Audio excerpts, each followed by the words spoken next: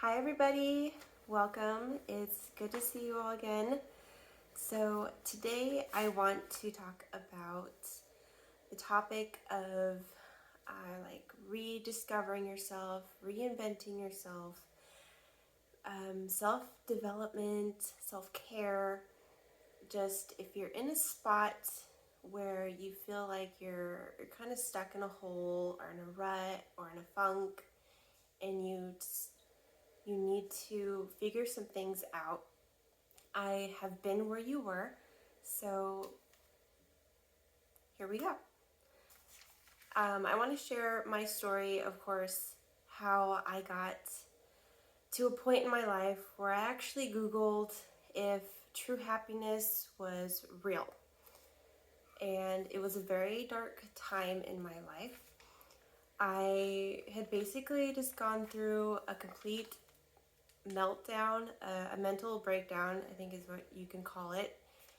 And we won't go into details of how it was triggered, but I will tell you that I was at a place in my life where I felt hopeless and I wasn't gonna get anywhere. Just like, why bother? Like, life sucks. All these people on TV and YouTube giving these motivational speeches are just like full of crap. So something in me said, I can't give up. I need to press forward, and I'm going to do all that I can to do this, because I have a family that depends on me, and I can't be stuck in this dark hole for the rest of my life.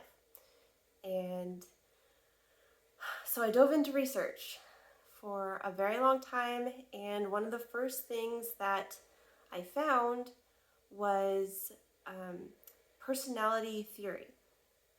And I went to school for this, found out a bunch more, but what I recommend you do is to try to paint a picture of who you are, your desires, what you like, what are your passions, what makes you happy when nobody else is around. Try to pluck yourself out of the center stage where you feel like you're being judged and expected to do something. You need to pull yourself away from that and just reflect. Find a place where you feel safe and comfortable. You can be yourself. And like I did, just get out a pen or a pencil and start writing stuff down that you know about yourself. Am I caring? Am I really emotional? Am I an introvert? Am I an extrovert? Do I like being outdoors? Do I like having a conversation with one person, or do I like being in a huge group with a bunch of people? Do I hate people? Do I love being around people?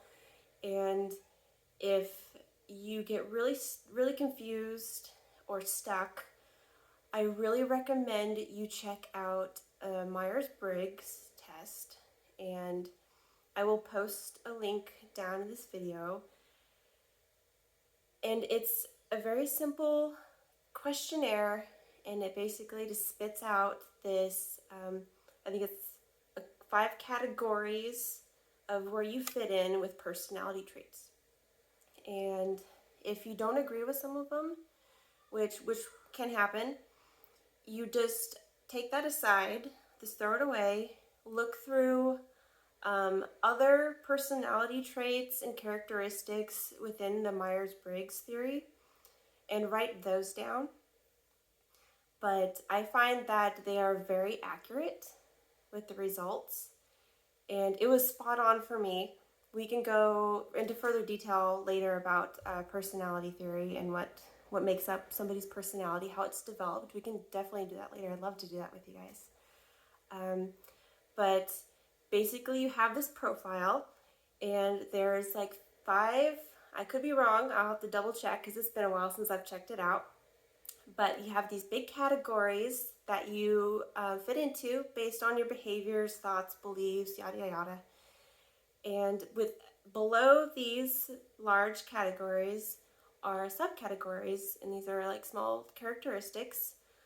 For instance, I'm definitely an introvert, but don't take these as black and white. It's not like that at all. It's definitely a spectrum, because even though I am an introvert, there's a small percentage of me that is extrovert. I have a very contradictory personality and it confuses people, but introvert means that you just kind of recuperate by yourself. You need that alone time.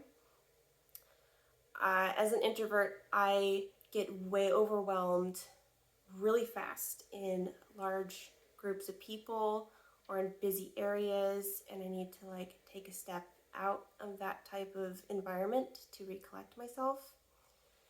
And the extrovert part of me, I want to say it's a very small percent, where I get energized from being with people. It's mostly, for me personally, it's intimate gatherings.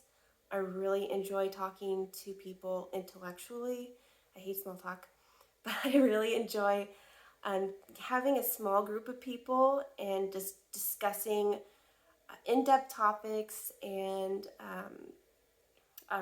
collaborating with each other. I really enjoy these, but if I'm in a huge group and it's kind of just like small talk or something that I don't agree with or have nothing to contribute to, it gets really stressful. So that's just one aspect of personality traits.